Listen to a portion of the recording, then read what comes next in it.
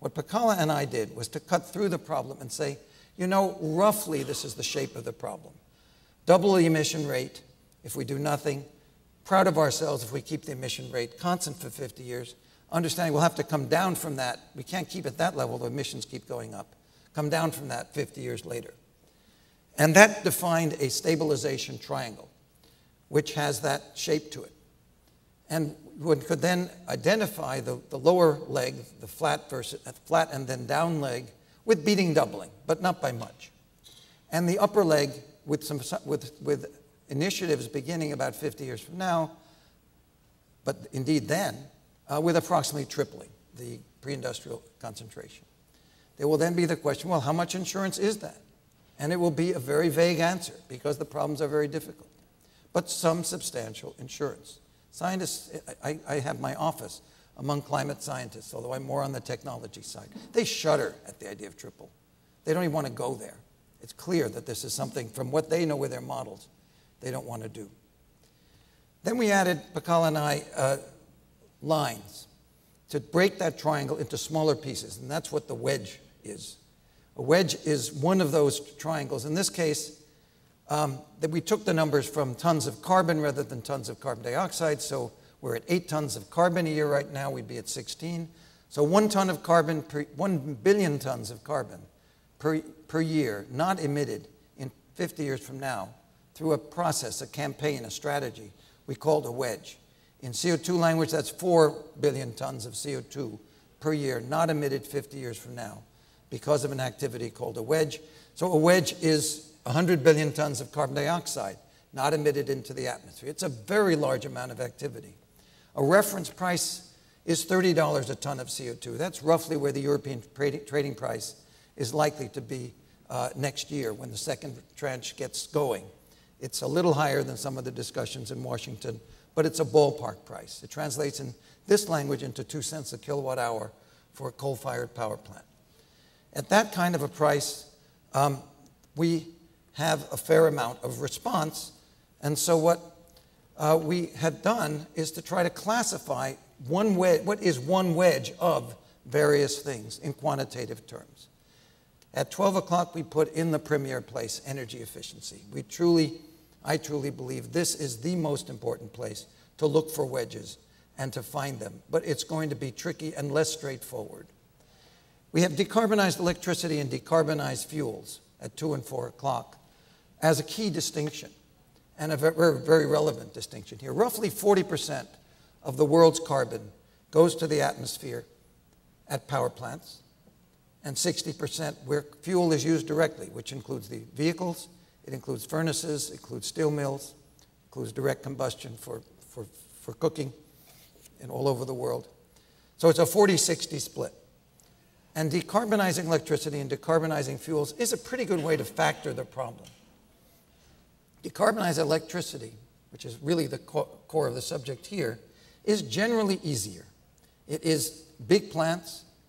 You either take, and I'll say a little bit more about that in a minute, but basically it's the easier half. Taking the carbon out of a vehicle is going to be tougher. So much so that at 6 o'clock, we have the expectation that in a carbon-managed world, there will be a shift to electricity from direct use of fuels in order to decarbonize. And notably, the hybrid vehicle and the heat pump in the building are 2 strategies where something now done by direct use of fuels would be done indirectly by electricity. There's a historic trend toward electrification in terms of the fraction of the total energy system over many, many years. This carbon policy will accelerate electrification. So for the electric utilities, this is more business. And then you take the carbon out at the power plant. We also add there at 8 o'clock that there is a potential to manage the biomass, to grow more trees, to have a form of plowing which lets carbon build up in soil, and maybe a couple of wedges can be found there, but not the whole problem. And at 10 o'clock, reminding me to say CO2 is not the only greenhouse gas. Methane is number 2, nitrous oxide, some of the refrigerants, all add their own contributions. Think of CO2 as 2/3 of the whole. Much less work has been done on achieving wedges from other greenhouse gases than CO2. My friend David Hawkins of the Natural Resources Defense Council, the same organization that NOAA works in, asked for a quote about the wedge model, said it is the iPod of climate change. I didn't realize the second link back to you, but you fill it with your favorite things. And the NRDC itself, in 2004 when our paper came out, which was about the world, all those models were about the world that I discussed until now, they came up with their favorite things. They filled the US, not the world, with 6 wedge activities, 4 of them in efficiency, 1 in renewables and 1 in carbon capture and storage. The same tilt that I have in my own internal values that I try to keep out of the first presentation. And this is the slide, this is the image that is in Inconvenient Truth, crediting NRDC with awfully small letters and Pakala and me with larger letters, but it was their work. And a very interesting picture. I want to make sure you all notice what's different between this triangle and the triangle you had for the globe that are meant to be self-consistent. Remember the triangle for the globe. What's the most important difference? This one goes down, the other one was flat.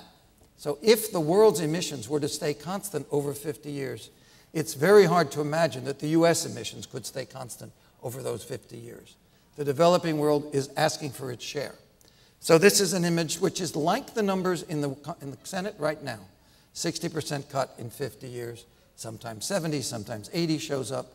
It's a consistent picture of what we're trying to do. If you want to beat doubling by a lot, that curve has to go down by even more. But you see a kind of consistent picture. So let's go on a hunt for wedges, and we'll start with efficiency. So efficient use of electricity. And here are 3 images: motors, lighting, and cogeneration. I estimate that out of that 60 billion tons of carbon emitted in 2057 by business as usual, or a full third would be electricity in buildings, or near to it, and that you could have knocking 1/4 off would give you a wedge. So the opportunity for 1/2 would be 2 wedges. 3/4 would be 3 wedges. You're looking for 8. Hey, you might be well along. 3 out of 8, conceivably, out of energy in buildings. And then I make sure that we all understand, and something which, to some extent, I didn't fully appreciate, which is where's the electricity going produced at a building, at a power plant? Mostly to buildings. All that is light gray there is where the electricity goes in this case, in the US, and it's in 3 roughly equal places: residential buildings, commercial buildings, and everything else. It's 70% to the building sector. A power plant is a building. It's the appliances in the building, but you build a power plant because you have put in the appliances and put in 2. If you have double the efficiency appliances, you build 1 power plant instead of 2. The intimacy of those 2 systems is a modern development. If you go to a less mature society, the fraction going to buildings might be 50%. Ours was 60% 25 years ago. It'll probably be 80% in 25 years. We are using our electricity more and more exclusively to take care of what we want to do in buildings. The industrial demand is a shrinking fraction of the whole. And so this is all about, this whole electricity efficiency story is about what's going on in buildings. Similarly, you can see another big chunk available in personal transport. We're talking about the post-industrial society. We're talking about how we live. Where's the carbon coming from that's creating this problem? It's from our happy lives, our exuberant lives. It is not from something either that somebody else does, or that's something that represents dealing with the needs of the poorest people, or some exotic, very energy-intensive industry. It's all about how what we're consuming as we are getting richer.